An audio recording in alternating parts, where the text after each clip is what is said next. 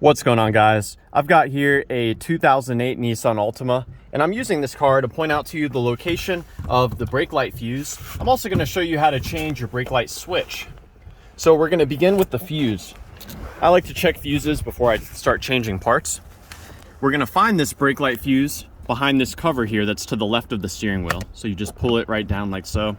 And you can read about the fuses here on the back, but I'll go ahead and show you what you need to know for the brake lights. So looking in here, Nissan has been kind enough to provide you with a fuse puller, which is located to the lower right. And should you need to replace any fuses, there are some spare fuses here that are located on the left-hand side. Now, the fuse that provides power for the brake lights is a 10 amp fuse that Nissan calls the stop lamp fuse. And we can find that right here. So it's the fuse to the left of the 10 amp fuse that is kind of by itself. So that's the one right there. Make sure I push it in back all the way. And if after you have replaced the fuse or checked the fuse, your brake lights still aren't coming on, you may wish to replace the brake light switch.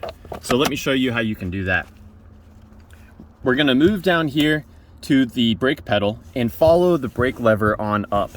This is where we can find the stoplight switch.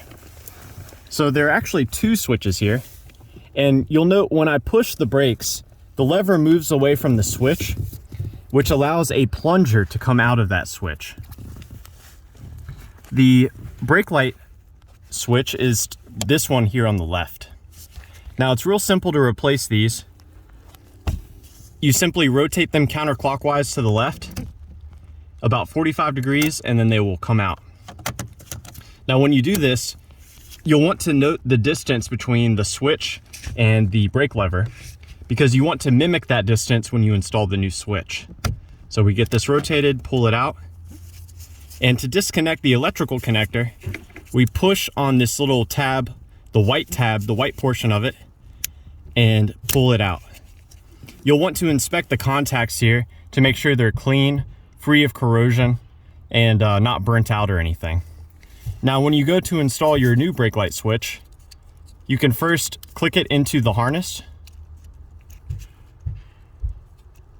Now, after you install this into the harness, the brake lights should be on at this time because the plunger is out. That's how this brake light switch works. Whenever the plunger is out, your brake lights should be on. Now, when you install this, you'll note there are some ridges on the brake light switch. That's what allows you to lock this switch in at different positions.